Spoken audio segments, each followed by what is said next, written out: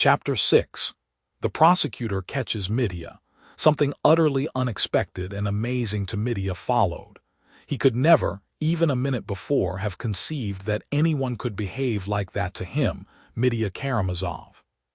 What was worst of all, there was something humiliating in it, and on their side something supercilious and scornful. It was nothing to take off his coat, but he was asked to undress further, or rather not asked but commanded. He quite understood that. From pride and contempt he submitted without a word. Several peasants accompanied the lawyers and remained on the same side of the curtain. To be ready if force is required, thought Mitya, and perhaps for some other reason too. "Well, must I take off my shirt too?" he asked sharply, but Nikolay Parfenovitch did not answer. He was busily engaged with the prosecutor in examining the coat, the trousers, the waistcoat, and the cap, and it was evident that they were both much interested in the scrutiny. "They make no bones about it," thought Mitya. "They don't keep up the most elementary politeness. I ask you for the second time, need I take off my shirt or not?" he said, still more sharply and irritably. "Don't trouble yourself." "We will tell you what to do," Nikolay Parfenovitch said, and his voice was positively peremptory, or so it seemed to Mitya. Meantime, a consultation was going on in undertones between the lawyers. There turned out to be on the coat, especially on the left side at the back, a huge patch of blood, dry and still stiff. There were bloodstains on the trousers too. Nikolay Parfenovitch, moreover, in the presence of the peasant witnesses, passed his fingers along the collar, the cuffs, and all the seams of the coat and trousers, obviously looking for something, money of course. He didn't even hide from Mitya his suspicion that he was capable of sewing money up in his clothes. "He treats me not as an officer but as a thief," Mitya muttered to himself. They communicated their ideas to one another with amazing frankness. The secretary, for instance, who was also behind the curtain, fussing about and listening, called Nikolay Parfenovitch's attention to the cap, which they were also fingering. "You remember Gridienko, the copying clerk," observed the secretary. "Last summer he received the wages of the whole office and pretended to have lost the money when he was drunk. And where was it found? Why, in just such pipings in his cap. The 100-ruble notes were screwed up in little rolls and sewed in the piping." Both the lawyers remembered Gridienko's case perfectly, and so laid aside Mitya's cap, and decided that all his clothes must be more thoroughly examined later. "Excuse me," cried Nikolay Parfenovitch, suddenly, noticing that the right cuff of Mitya's shirt was turned in and covered with blood. "Excuse me, what's that blood?" "Yes," Mitya jerked out, "that is what blood." "And why is the cuff turned in?" Mitya told him how he had got the sleeve stained with blood looking after Grigory, and had turned it inside when he was washing his hands at Perhotin. "You must take off your shirt too. That's very important as material evidence." Mitya flushed red and flew into a rage. "What am I to stay naked?" he shouted. "Don't disturb yourself, we will arrange something, and meanwhile take off your socks." "You're not joking." "Is that really necessary?" Mitya's eyes flashed. "We are in no mood for joking," answered Nikolay Parfenovitch sternly. "Well, if I must," muttered Mitya, and sitting down on the bed he took off his socks. He felt unbearably awkward. All were clothed while he was naked, and strange to say, when he was undressed, he felt somehow guilty in their presence, and was almost ready to believe himself that he was inferior to them, and that now they had a perfect right to despise him. When all are undressed, one is somehow not ashamed, but when one's the only one undressed and everybody is looking, it's degrading, he kept repeating to himself, again and again. "It's like a dream. I've sometimes dreamed of being in such degrading positions." It was a misery to him to take off his socks. They were very dirty, and so were his underclothes, and now everyone could see it. And what was worse, he disliked his feet. All his life he had thought both his big toes hideous. He particularly loathed the coarse, flat, crooked nail on the right one, and now they would all see it. Feeling intolerably ashamed made him, at once and intentionally, rougher. He pulled off his shirt himself. "Would you like to look anywhere else if you're not ashamed to?" "No, there's no need to at present." "Well, am I to stay naked like this?" he added savagely. "Yes, that can't be helped for the time. Kindly sit down here for a while. You can wrap yourself in a quilt from the bed, and I'll see to all this." All the things were shown to the witnesses. The report of the search was drawn up, and at last Nikolay Parfenovitch went out, and the clothes were carried out after him. Ippolit Kirillovitch went out too. Mitya was left alone with the peasants, who stood in silence, never taking their eyes off him. Mitya wrapped himself up in the quilt. He felt cold. His bare feet stuck out, and he couldn't pull the quilt over so as to cover them. Nikolay Parfenovitch seemed to be gone a long time, an insufferable time. "He thinks of me as a puppy," thought Mitya, gnashing his teeth. "That rotten prosecutor has gone too, contemptuous no doubt. It disgusts him to see me naked." Mitya imagined, however, that his clothes would be examined and returned to him. But what was his indignation when Nikolay Parfenovitch came back with quite different clothes, brought in behind him by a peasant. "Here are clothes for you," he observed airily, seeming well satisfied with the success of his mission. "Mr. Kalganov has kindly provided these for this unusual emergency, as well as a clean shirt. Luckily, he had them all in his trunk. You can keep your own socks and underclothes." Mitya flew into a passion. "I won't have other people's clothes," he shouted menacingly. "Give me my own." "It's impossible." "Give me my own. Damn Kalganov and his clothes too." It was a long time before they could persuade him. But they succeeded somehow in quieting him down. They impressed upon him that his clothes, being stained with blood, must be included with the other material evidence, and that they had not even the right to let him have them now. Taking into consideration the possible outcome of the case, Mitya at last understood this. He subsided into gloomy silence and hurriedly dressed himself. He merely observed, as he put them on, that the clothes were much better than his old ones, and that he disliked gaining by the change. The coat was, besides, ridiculously tight. "Am I to be dressed up like a fool, for your amusement?" They urged upon him again that he was exaggerating, that Kalganov was only a little taller, so that only the trousers might be a little too long. But the coat turned out to be really tight in the shoulders. "Damn it all, I can hardly button it," Mitya grumbled. "Be so good as to tell Mr. Kalganov from me that I didn't ask for his clothes, and it's not my doing that they've dressed me up like a clown. He understands that and is sorry. I mean, not sorry to lend you his clothes, but sorry about all this business," mumbled Nikolay Parfenovitch. "Confound his sorrow. Well, where now? Am I to go on sitting here?" He was asked to go back to the other room. Mitya went in, scowling with anger and trying to avoid looking at anyone.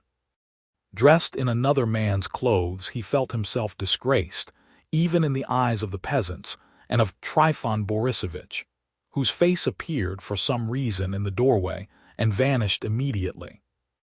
"He's come to look at me dressed up," thought Mitya. He sat down on the same chair as before. He had an absurd, nightmarish feeling as though he were out of his mind. "Well, what now? Are you going to flog me?" "That's all that's left for you," he said, clenching his teeth and addressing the prosecutor. He would not turn to Nikolay Parfenovitch, as though he disdained to speak to him. "He looked too closely at my socks, and turned them inside out on purpose to show everyone how dirty they were, the scoundrel. Well, now we must proceed to the examination of witnesses," observed Nikolay Parfenovitch, as though in reply to Mitya's question. "Yes," said the prosecutor thoughtfully, as though reflecting on something. "We've done what we could in your interest, Dmitri Fyodorovitch," Nikolay Parfenovitch went on. "But having received from you such an uncompromising refusal to explain to us the source from which you obtained the money found upon you, we are, at the present moment—" "What is the stone in your ring?" Mitya interrupted suddenly, as though awakening from a reverie. He pointed to one of the 3 large rings adorning Nikolay Parfenovitch's right hand. "Ring?" repeated Nikolay Parfenovitch with surprise. "Yes, that one. On your middle finger with the little veins in it. What stone is that?" Mitya persisted, like a peevish child. "That's a smoky topaz," said Nikolay Parfenovitch, smiling. "Would you like to look at it? I'll take it off." "No, don't take it off," cried Mitya furiously, suddenly waking up and angry with himself. "Don't take it off. There's no need. Damn it. Gentlemen, you've sullied my heart. Can you suppose that I would conceal it from you if I had really killed my father, that I would shuffle, lie, and hide myself? No, that's not like Dmitri Karamazov, that he couldn't do, and if I were guilty, I swear I shouldn't have waited for your coming, or for the sunrise as I meant at first, but should have killed myself before this, without waiting for the dawn. I know that about myself now. I couldn't have learnt so much in 20 years as I've found out in this accursed night. And should I have been like this on this night, and at this moment sitting with you, could I have talked like this? Could I have moved like this? Could I have looked at you and at the world like this, if I had really been the murderer of my father, when the very thought of having accidentally killed Grigory gave me no peace all night? Not from fear. Oh, not simply from fear of your punishment. The disgrace of it. And you expect me to be open with such scoffers as you, who see nothing and believe in nothing, blind moles and scoffers, and to tell you another nasty thing I've done, another disgrace, even if that would save me from your accusation. No, better Siberia. The man who opened the door to my father and went in at that door, he killed him, he robbed him. Who was he? I'm racking my brains and can't think who. But I can tell you it was not Dmitri Karamazov, and that's all I can tell you, and that's enough. Leave me alone. Exile me, punish me, but don't bother me any more. I'll say no more. Call your witnesses." Mitya uttered his sudden monologue as though he were determined to be absolutely silent for the future. The prosecutor watched him the whole time, and only when he had ceased speaking observed, as though it were the most ordinary thing, with the most frigid and composed air. "Oh, about the open door of which you spoke just now, we may as well inform you, by the way now, of a very interesting piece of evidence of the greatest importance both to you and to us, that has been given us by Grigory, the old man you wounded. On his recovery, he clearly and emphatically stated, in reply to our questions, that when, on coming out to the steps and hearing a noise in the garden, he made up his mind to go into it through the little gate which stood open.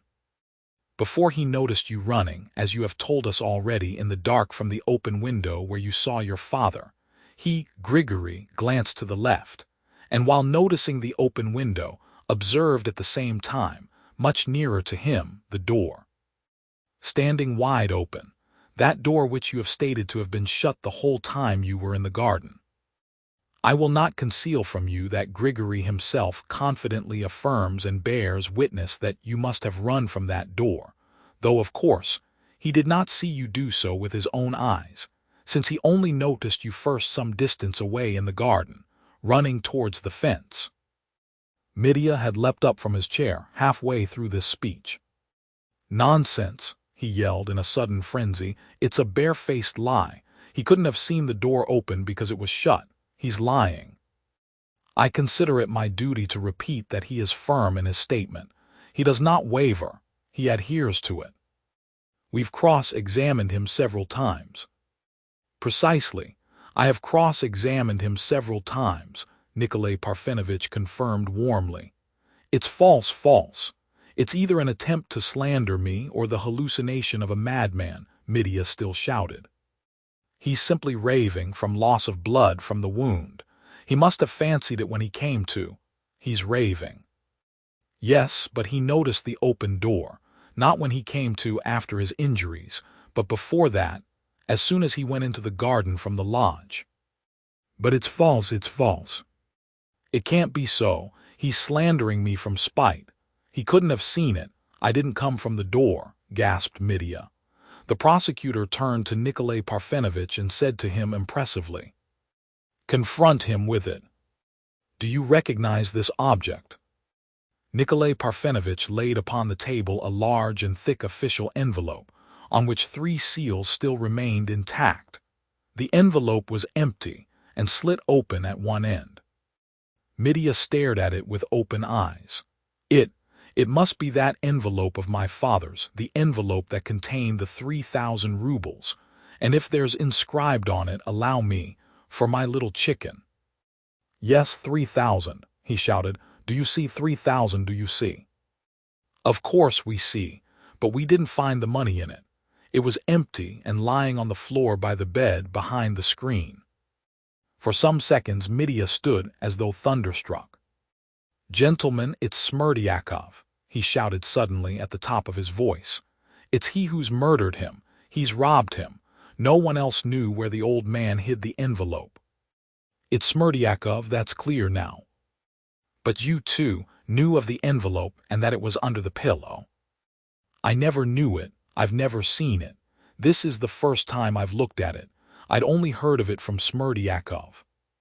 He was the only one who knew where the old man kept it hidden. I didn't know." Mitya was completely breathless. "But you told us yourself that the envelope was under your deceased father's pillow. You especially stated that it was under the pillow, so you must have known it." "We've got it written down," confirmed Nikolay Parfenovitch.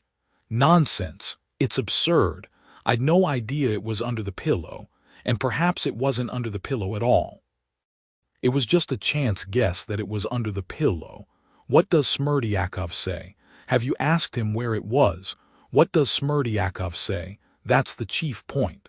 And I went out of my way to tell lies against myself. I told you without thinking that it was under the pillow, and now you know how one says the wrong thing without meaning it. No one knew but Smerdyakov, only Smerdyakov and no one else. He didn't even tell me where it was.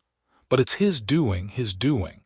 There's no doubt about it, he murdered him. That's as clear as daylight now," Mitya exclaimed more and more frantically, repeating himself incoherently and growing more and more exasperated and excited. "You must understand that and arrest him at once. He must have killed him while I was running away and while Grigory was unconscious. That's clear now. He gave the signal and father opened to him. For no one but he knew the signal, and without the signal father would never have opened the door." "But you're again forgetting the circumstance," the prosecutor observed, still speaking with the same restraint, though with a note of triumph. "That there was no need to give the signal if the door already stood open when you were there, while you were in the garden." The door, muttered Mitya, and he stared speechless at the prosecutor. He sank back helpless in his chair. All were silent. "Yes, the door. It's a nightmare. God is against me," he exclaimed, staring before him in complete stupefaction. "Come, you see," the prosecutor went on with dignity, "and you can judge for yourself, Dmitri Fyodorovitch. On the one hand we have the evidence of the open door from which you ran out, a fact which overwhelms you and us. On the other side your incomprehensible, persistent, and so to speak, obdurate silence with regard to the source from which you obtained the money which was so suddenly seen in your hands, when only 3 hours earlier, on your own showing, you pledged your pistols for the sake of 10 rubles. In view of all these facts, judge for yourself. What are we to believe, and what can we depend upon? And don't accuse us of being frigid, cynical, scoffing people, who are incapable of believing in the generous impulses of your heart. Try to enter into our position." Mitya was indescribably agitated. He turned pale. "Very well," he exclaimed suddenly. "I will tell you my secret. I'll tell you where I got the money. I'll reveal my shame, that I may not have to blame myself or you hereafter. And believe me, Dmitri Fyodorovitch," put in Nikolay Parfenovitch, in a voice of almost pathetic delight, "that every sincere and complete confession on your part at this moment may, later on, have an immense influence in your favor, and may, indeed, moreover. but the prosecutor gave him a slight shove under the table. And he checked himself in time. Mitya, it is true, had not heard him.